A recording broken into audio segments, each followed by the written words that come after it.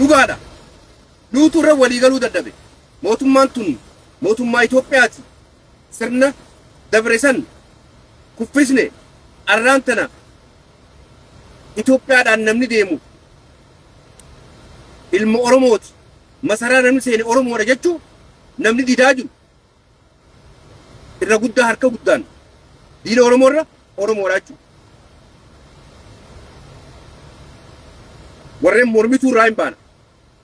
Akka hawaasaatti akka hawaasa Oromootti ummanni Oromoo miidhamuu baatus ta'eefii jira. Akka gaafa Wayyaaneetii fi akka gaafa Dargii sanitti fincila isin haasoftan ka bazabazaa ka kijibaa kana hin agarre. Rakkoon numa jirti. Mootummaan Ameerikaa rakkoo numa qabdi. Hawaasni numa richicha. Kanaaf nama biraa qubatti hin laadnu. Ani dhaamsiin hin dhaamu. Hayyoota Oromoo kan kaleessa walgayii taa'e kora gartee walgayii mootummaa Itoophiyaa Dr. Abiy Ahmed jiibsineeti mootummaa biraa dhaabnaa warri jettan waan jettan san itti fufaa. Kijiba keessanii fi dhugaa keessan ta'uu yeroo gabaabduu keessattis nagarra. Namoottan deemee mooraa diina hojii qabsoo godhu ammallee if hojii fiddanii teessanii waa'ee mootummaa jiibsineeti mootummaa biraa dhaabnaa baza amma irra gaariin irra gartee shaaxirri isaanii kan maqaa doktoraa qabu kan Dr. Abiyyiin Itoophiyaa miti jiru kan hafaa jiraachuu milkeessaan gabbaheeti Dr. Abiyyiin Itoophiyaa miti isoo Itoophiyaa rallamnu je Abiy Ahmed Itoophiyaa rallam maraate Amaaneel mangeessine kana gaamma kanneen immoo horii walitti qabamee Itoophiyaa tana jiisee mootummaa sii gadhaabu. Kanaaf jara keenya manguddoo teenya yoon ifi teessan kabajaadhaan jarri mootummaa Oromooti ni jiisinaajuu diina Oromooti. Warri kun mootummaa namichi inni kun nuun taane ni jiisinaa mootummaa tana irraa jiisineeti nama biraa bikka buufanna warri jiru isin mee yeroo ammaan tana Prime Minister Itoophiyaa Dr. Abiy buuftanii isin osoo dandeessanii mee eenyu keessan mee namni isin keessan kun eenyu isiniitumma deemaanii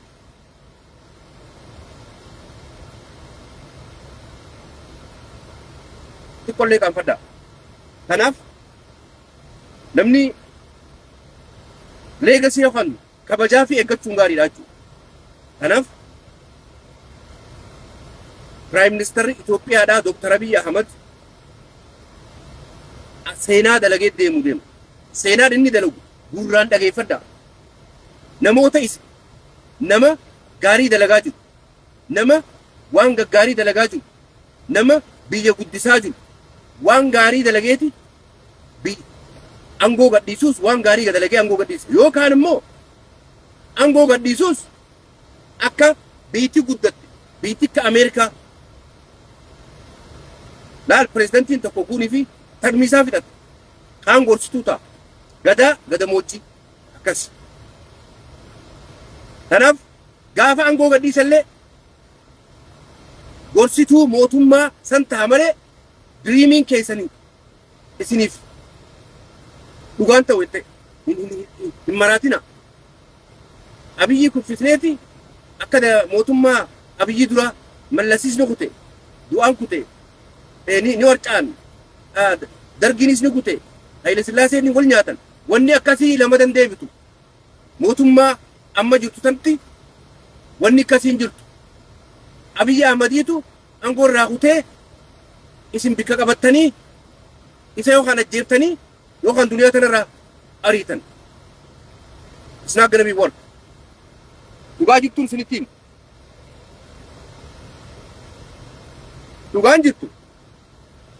Dhugaan jirtu taniin isinitti himu.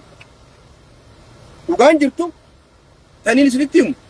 Mootummaan tun seenaa daleedeeti.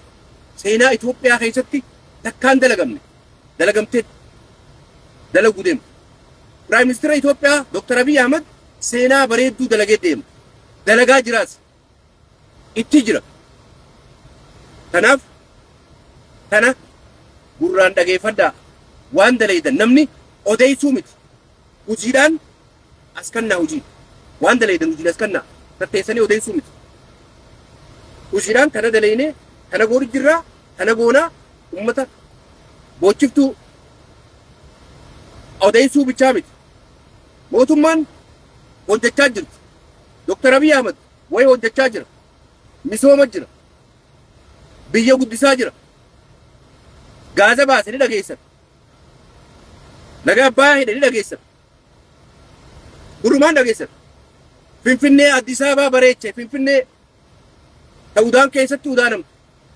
Ka mootummaan dabarte hundisi wanni goote. Kana hunda gurrumaan dhageessanitti jira dhageessan. Dubbachaatiin hojiin godhaa jira. Zamanni ka hojiiti. Zamanni ka misoomaati. Zamanni ka odeessanii nama waliin fixanii. Zamanni ka arrabsootii miti. Ka nama waliin fixanii. Abaloo abaloo ajjeesi. Deemnu nu arrabsee ajjeesi. Deemu abiyya waan faarseef jecha deemi ajjeesi.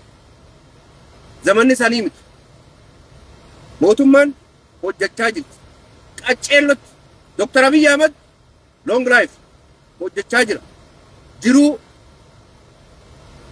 dur Oromoon sabni Itoophiyaa hin harkisiisaa jira. Beelaa miti. Dubbiin isin jechuun jiru guddina biyyaa beelti biyyayyuu jirti. Guddina biyyaatiin isin himu. Kanaaf Abiy Ahmed akkas ta'e. Abiy Ahmed akkana mootummaan dabarte. Mootummaa dabarte. Ta dargii ta wayyaanee hundi yoo wali qabame san keessa namni dhume akka ammaan tanaa dhume hin beeku. Harada suuma ka dheengadda faarsaa ture. Mootummaa teenya. Mootummaan tun mootummaa teenya. Inni shufeera. Raddaatii taanaafi. Mootummaa teenyaa jabeessuu qabna. Dheengaddaa barfagoomi. Furiinaafa. Rakkoo himuu miti afaaniin firuudha. Rakkoo himuu miti firuudha. Odeessuu miti. Lubbuu nama taphachuu miti. Ifii keessaa ceetee biyya alaa tatteessee uummata achi ficcisiisuun namaan achi ficciisaan indalay duurii. Uummanni Oromoo dammaqee jira boo. Namni hifatee jira. Masaraa mootummaa Oromoo seene. Hawaasa Afrikaa keessaa heddumina saba Itoophiyaa keessatti hedduu. The largest ethnic group in the Horn of Africa. It's not only in Ethiopia. That's Oromo. Oromo nation. Kana. Uummanni Oromoo hedduminaan baay'inaan Afrikaa keessaa tokkoffaa akka sabaatti Itoophiyaa dhiise. Kanaaf jara keenya yoo daleeydan gabbahaa waan afaan hin jettan godha yookaan callisaa uummata fichiisuu hin jiru. Namni isaan jala deemtan. Namni haradduu boochiftuu ifii dheessitee lubbuu nama meeqaa ficcisiiftee afaanumaan ubbu takka gara gaggal karaa dhibba meeqa.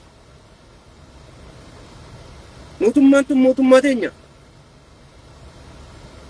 Wannummaa ati odeessite takka takkatti wooma isin baramma an kana dhibu an manguddoo teenya. Manguddoon teenya hayyoonni maqaa ifin balleessinaa gee bakka masaraa namni jiru mootummaa Itoophiyaa tana namni deemaa jiru alagaanu Oromoodha jechaa jirti. Oromoodha. Waan Oromoo ta'eefni ni buqqaafne jechaa jiran. Isinoo maal taatan? Manguddoon biyya keessa jirtu ta dur dogongortee fi ta dur tola dalayde hundi biyya keessa mootummaa Itoophiyaa Dr. Abiy maxxananiiti dubbachaa jiran. Alagaan mootummaa Oromooti. Itoophiyaa mootummaa tana ni jibsaatti. Rakkoon uummata Oromoo keessa jirti kan jechaa jiru leencoolotaati. Innis damakka keessaniiti. Dogongora fedhe godhuu tola fedhe godhuu arrammoo bikka sirrii jira leencoolota. Today he is in the right direction. Leencoolota arra karaa sirrii irra jira.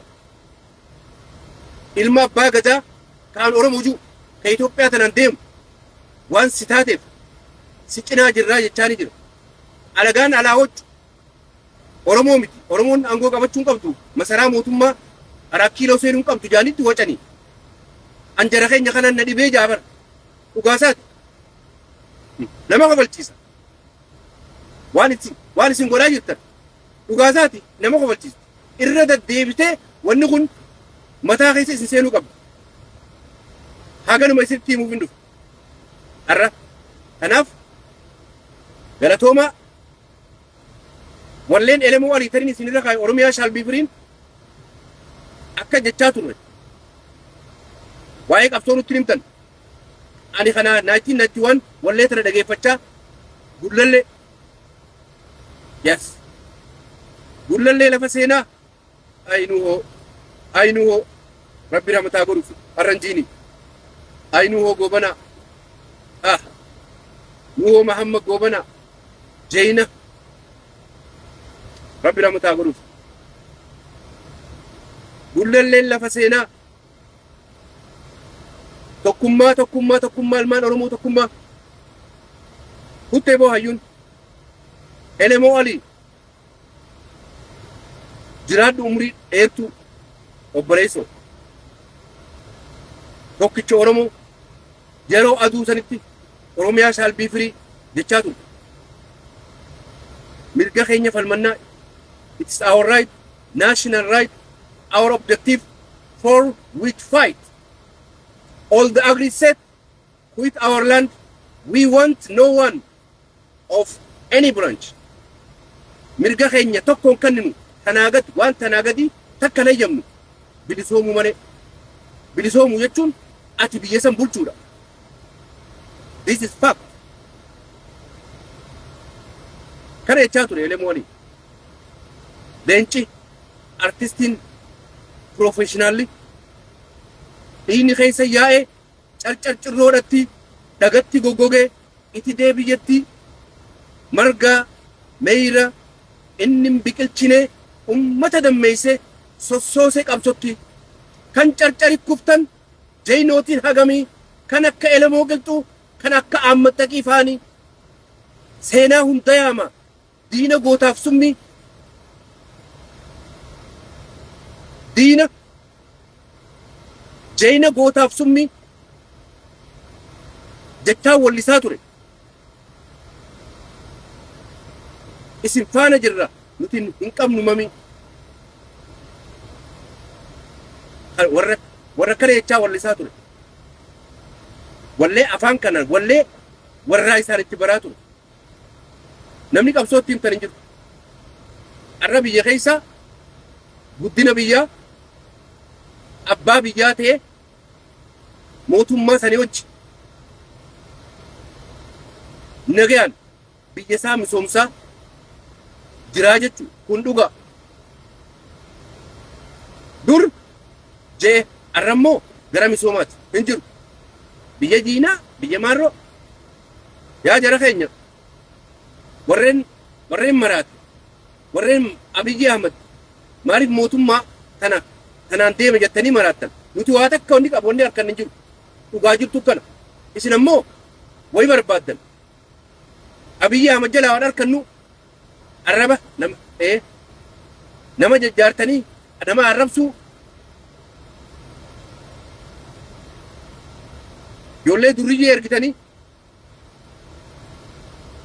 ijoollee duriyyee jaartanii abaloo arrabsi akkasii arrabsi Jawaar Mohaammed cinaa tatteessanii akkasii arrabsi akkasii godhi jettanii